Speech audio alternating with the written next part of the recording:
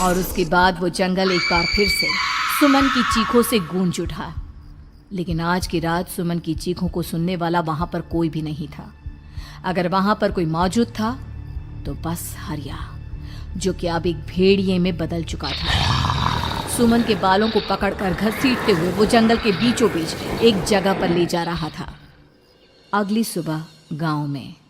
अरे भाई, पता नहीं क्या बात है, अपने गांव का हरिया किसान और उसकी पत्नी सुमन दोनों गायब हैं। दोनों का कोई अता पता नहीं। अरे कैसी बातें कर रहे हो भाई, ये कब हुआ है? अरे पूरे गांव में खबर फैली पड़ी है। कल रात को दोनों खेत की तरफ जा रहे थे, लेकिन लौटकर आए ही नहीं। तो हो सकता है अपने खेत पर होंगे। पूरा गांव ढूंढ कर आया है भाई। जानते हो क्या मिला वहां पर? क्या हुआ भाई? क्या मिला? बताओ हमें, क्या मिला? अरे हरिया की पत्नी सुमन के कपड़े पड़े हुए थे। शरीर का एक एक कपड़ा फटा हुआ झोपड़ी के बाहर पड़ा था, लेकिन दोनों पति पत्नी का कोई पता ठिकाना नहीं था। अरे भाई, लेकिन उसका जो दोस्त है ना रामू किसान, उससे पता करके आते हैं ना। अब तक तो दोनों साथ ही खेत पर जाया करते थे। हाँ, हमें उसके घर जाना चाहिए भाई। चलो चलो वहाँ चलते हैं, चलो। वो सारे लोग रामू के घर पर पहुंचते हैं। रामू अपने घर के बाहर बैठकर हुक्का पी रहा था। आज सारे के सारे लोग टोली बनाकर मेरे घर क्यों आ रहे हैं? क्या कोई मर गया क्या भाई? अरे कैसी बातें कर रहे हो? तुम्हारा सबसे अच्छा दोस्त हरिया और उसकी पत्नी गायब है और तुम यहाँ बैठकर हुक्का पिए जा रहे हो हैं? रामू ने अजीब सी नजरों से उन सब गांव वालों की तरफ देखा, जिसकी वजह से वो लोग एक बार के लिए डर गए। गायब है? अरे गायब नहीं है, मुक्ति मिल गई है। उन दोनों को मुक्ति मिली है। इस दुनिया में आकर हर इंसान पाप करता है और उसे उसके पापों के लिए मुक्ति मिलना बहुत जरूरी है। अरे ये कैसी बहकी बहकी बातें कर रहे हो भाई, हैं? और इसका चेहरा अजीब सा क्यों लग रहा है? लगता है दोस्त के मरने का गम बैठ गया है। पागल हो गया है शायद ये पागल। ये बात सुनते ही रामू चीख कर जोर से चिल्लाते हुए कहता है, पागल मैं नहीं हूँ, पागल तुम सब हो। और ये शैतानी जंगल अब तुम में से किसी को नहीं छोड़ने वाला, सबको खा जाएगा। याद रखना मेरी बात। शैतानी जंगल? कैसा शैतानी जंगल? लगता है रामू पागल हो चुका है। हमें यहाँ से चलना चाहिए भाई। चलो चलो चलो। तभी रामू की पत्नी बाहर आती है। नहीं, आप लोग इनकी बात का बुरा मत मानिए। 2 दिन पहले हरिया के साथ खेत पर गए थे। जब से वहाँ से आए हैं तब से ऐसी ही बातें कर रहे हैं। भगवान जाने ऐसा क्या देख लिया उन्होंने, खेत में कुछ भी बड़बड़ाते रहते हैं।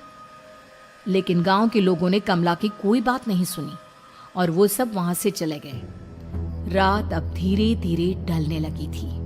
तभी अचानक किसी ने धीमी सी आवाज में रामू को पुकारा। रामू, आ जाओ, मैं तुम्हारा इंतजार कर रहा हूँ। और सुनो, अपनी पत्नी को साथ लेकर आना, नहीं तो काम अधूरा रह जाएगा। ये आवाज सुनते ही रामू के चेहरे पर शैतानी मुस्कुराहट आ जाती है। वो धीमे कदमों से अपने घर के अंदर आता है। क्या हुआ? तबीयत ठीक है ना अब आपकी? मैं तुझे अपने साथ खेत पर ले जाने आया हूँ, चल। मैं तुम्हारे साथ कहीं नहीं जाने वाली। मुन्ना गहरी नींद में सो रहा है और उसे अकेला छोड़कर मैं तुम्हारे साथ खेत पर नहीं आ सकती। वैसे भी तुम्हारे उन खेतों में भगवान जाने कौन सा राक्षस घूम रहा है, मुझे तो डर लगता है। रामू गुस्से में दांत पीसता अपनी झोपड़ी से बाहर आ जाता है और कमला गहरी नींद में अपने बच्चे के साथ सो जाती है। तभी अचानक रात को रामू की झोपड़ी के ऊपर एक साया वही गाना गुनगुनाते हुए घूमने लगता है जो हरिया के मोबाइल में बजा करता था। मैं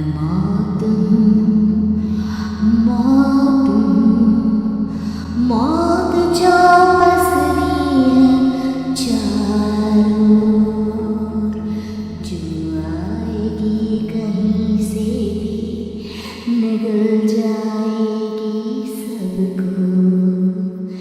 मैं मौत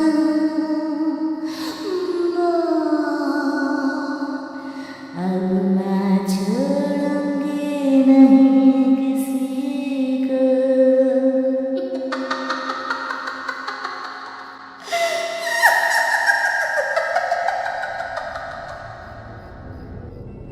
ये आवाज सुनकर रामू की पत्नी कमला की आंख खुलती है और वो देखती है कि उसका मुन्ना अपनी जगह से गायब था। कमला चीखते हुए बाहर दौड़ कर आती है। वहां पर उसने देखा कि रामू ने अपने बच्चे को झोपड़ी के बाहर एक पेड़ से उल्टा लटकाया हुआ था और उसका बच्चा चीख चीख कर रो रहा था। वहीं दूसरी तरफ एक साया बच्चे के ठीक नीचे आग जलाकर उसके चारों तरफ हैवानों की तरफ नाच रहा था। छोड़ दो मेरे बच्चे को। अरे क्या कर रहे हो तुम? शर्म नहीं आती तुम्हें? अपने ही बच्चे को इस तरह मौत के हवाले करते हुए। अपना बच्चा? किसने कहा ये मेरा बच्चा है? अरे ये तो उस रामू की औलाद है, इस गांव के किसान रामू की, और मेरी दुश्मनी इस गांव के हर इंसान के साथ है। क्या? कैसी बात कर रहे हो तुम? और ये औरत कौन है? ये मेरे बच्चे को खा जाएगी। तभी अचानक से उस साया ने एक बेहद खतरनाक दिखने वाली औरत का रूप ले लिया और उसकी आंखों से आग निकल रही थी। सही पहचाना तूने। मैं तेरे बच्चे को खा जाऊंगी। अगर तू अपनी इस हैवान पति रामू के साथ जंगल नहीं आए तो मैं तेरे बच्चे को खा जाऊंगी। लेकिन क्यों? आखिर क्या चाहती हो तुम मुझसे? मुझे जंगल क्यों ले जाना चाहती हो? औरत बुरी तरह से ठहाके मार मार कर जोर जोर से हंसने लगी और साथ में रामू भी। ये तो तुझे वहाँ चलने के बाद ही पता चलेगा ना। अगर तू नहीं आई तो थोड़ी देर में तेरा ये बच्चा आग में जलकर मर जाएगा। चल जल्दी। नहीं, मेरे बच्चे को छोड़ दो। तुम जहाँ कहोगे मैं तुम्हारे साथ चलने के लिए तैयार हूँ। और उसके बाद उस बच्चे को झोपड़ी में लिटाकर आगे आगे वो साया चल रहा था और उसके पीछे पीछे रामू अपनी पत्नी के बाल पकड़कर उसे घसीटते हुए जंगल की तरफ ले गया।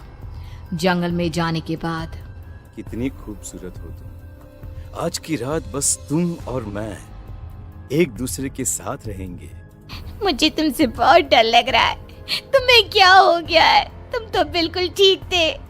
वो होगा जो हमारे बीच होना चाहिए।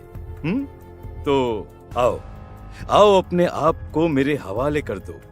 कमला ने डर की वजह से अपनी दोनों आंखें कसकर बंद कर ली थी। रामू ने बुरी तरह से चीख कर कमला से कहा, आंखें खोलो अपनी और मेरी तरफ देखो। कमला ने जैसे ही अपनी आंखें खोली उसने देखा कि रामू एक खतरनाक खूनी हैवान में बदल चुका था। कौन हो तुम? जाने दो मुझे। क्या चाहते हो मुझसे? वही जो एक आदमी एक औरत से चाहता है। मैं तुम्हारा पति रामू नहीं, बल्कि इस जंगल का एक भेड़िया हूँ, और आज की रात तुम्हारे खून से अपनी प्यास बुझा जाऊं। और उसके बाद वो जंगल कमला की दर्दनाक चीखों से गूंज उठा।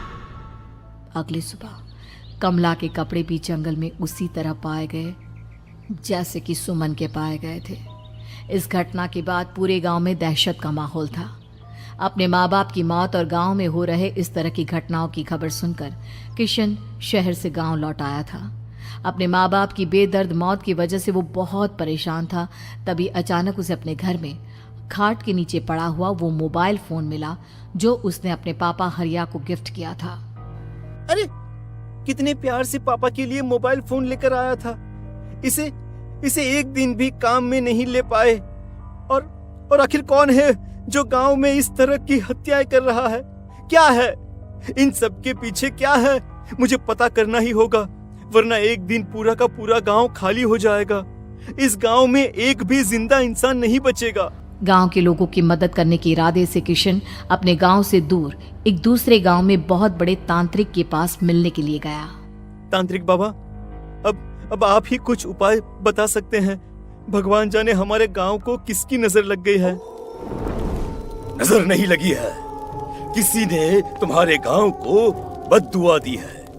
किसी सताई हुई आत्मा का प्रकोप है और अब वो पूरे गांव में किसी को नहीं छोड़ेगी जब तक उसकी आत्मा को शांति नहीं मिल जाती। अरे लेकिन ऐसा कौन है बाबा? किसकी आत्मा है और कैसे मिलेगी उसे शांति? मौत है, मौत कहीं से भी आएगी और सबको निगल जाएगी। इससे बचने का सिर्फ एक ही उपाय है, लेकिन उस उपाय को करना आसान नहीं होगा। जो भी उस उपाय को करने की कोशिश करेगा उसकी जान जा सकती है। भले ही मेरी जान चली जाए, लेकिन मैं अपने गांव के लोगों की जान बचाने की पूरी कोशिश करूंगा बाबा। तो ठीक है, फिर अगली अमावस की रात जैसा मैं कहता हूँ वैसा ही करना। अमावस की रात तांत्रिक के बताए अनुसार किशन अपने साथ केरोसिन लेकर जंगल की तरफ चल पड़ा। उसके हाथ में देवी के मंदिर का सिंदूर भी था। किशन जंगल के बीचों बीच पहुंचा। ये देखकर उसकी आंखें फटी की फटी रह गई।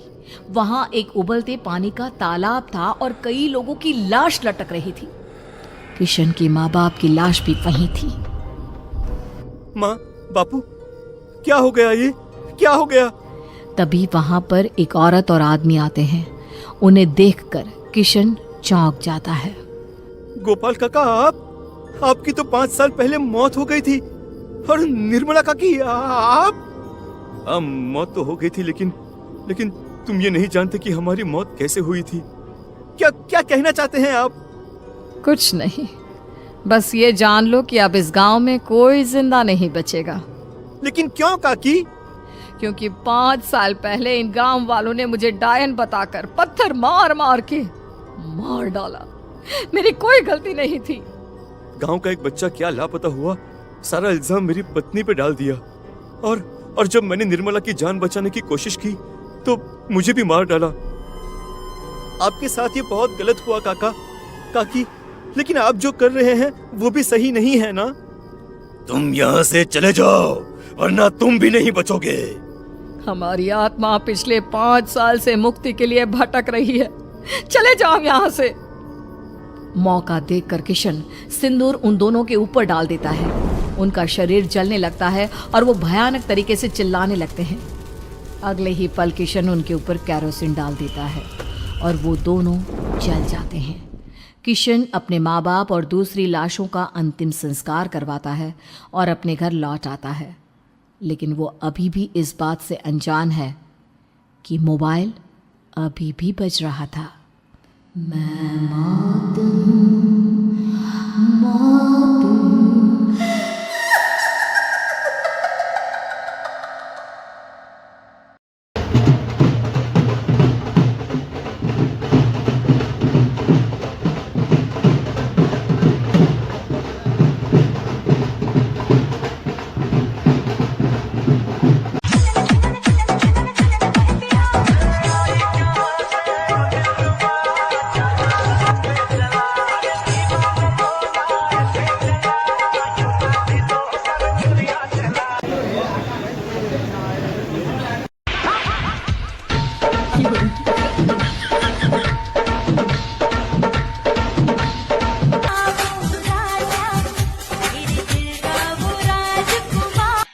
कि मेरे होठों की लकीरों पर तेरा ही नाम होगा।